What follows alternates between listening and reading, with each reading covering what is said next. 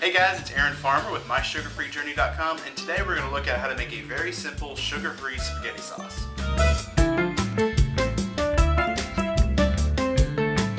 So I've always liked spaghetti sauce. It was always one of my favorite meals, but once we went sugar-free, not only could we not eat the spaghetti because we also weren't eating refined carbohydrates, but it was almost impossible to find a red meat sauce that didn't have sugar in it.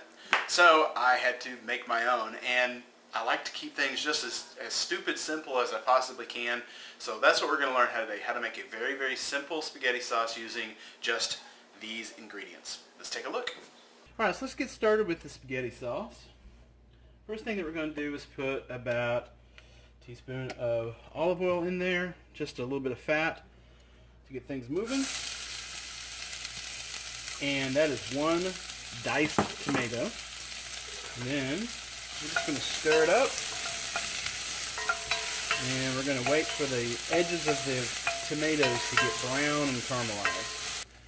Okay, so once the onions get to about this point, they're a little translucent, the edges have started to caramelize. You're going to add, this is 2 large cloves of garlic. Feel free to do 3 if you only have small cloves.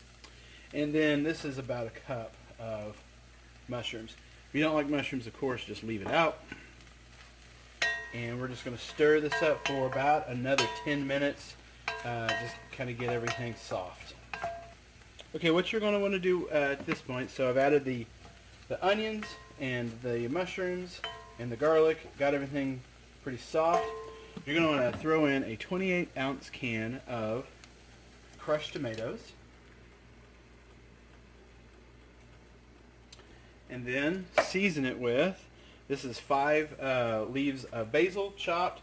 That's about a teaspoon of kosher salt and about a half a teaspoon of dried oregano, powdered oregano I guess I should say. And then you're going to want to stir it and turn the heat up to about 3/4 of the way, medium hot I guess it should be. And you're going to want to bring it to a boil. Get everything stirred in there. So I'm not going to make you watch it boil, because it'll never happen. But you're going to want to bring this up to a boil, and then take it back down to a simmer, and let it simmer for about 15 minutes over a low heat. And that's just going to blend all the flavors and whatnot. And that's pretty much it. That'll be your spaghetti sauce once you do that. So I'm going to take care of that, and then we'll be back in a minute so you can see the final product. Alright, so once you have let it simmer for about 15 minutes, add about a pound of hamburger meat, ground brown hamburger meat, and stir that in. Also, one correction I need to make, I forgot I adjusted my recipe. I told you to put a teaspoon of kosher salt in there. Don't, it's too much. Put about a half a teaspoon of kosher salt. I forgot that I made that change last time I made this. I will make that adjustment on the blog. So if you're reading the recipe on the blog, don't worry about messing it up. Alright, so that's it. We'll just stir in the hamburger meat, because I like a little meat with my meals. And that's it. That's it. You really don't need to let it simmer once you put the meat in, but if you want to for a few minutes, it's not going to hurt anything. But as of right now, it's done. So what I'm going to do is I'm going to put this on a little spaghetti squash that I'm cooking and just serve it as is with the spaghetti squash. We'll take a look at what that looks like in a minute. Alright, so we've taken the pasta sauce off the stove. I've taken a little bit of spaghetti squash and put it in my bowl, covered it with my pasta sauce, and you can see there, that's what it looks like in the bowl, and it looks wonderful. This is like I said, it's a very simple, very easy to make pasta sauce.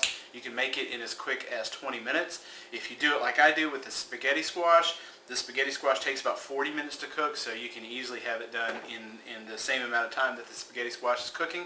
And then my personal favorite is to eat it with a side of Brazzi bites. Let me show you that. You see, you put a couple Brazzi bites on there, a little bit of bread to go with your meal, and it is a wonderful, wonderful recipe. Anyway, thanks for watching. This has been Aaron with MySugarFreeJourney.com, and we'll talk to you next week. Bye-bye.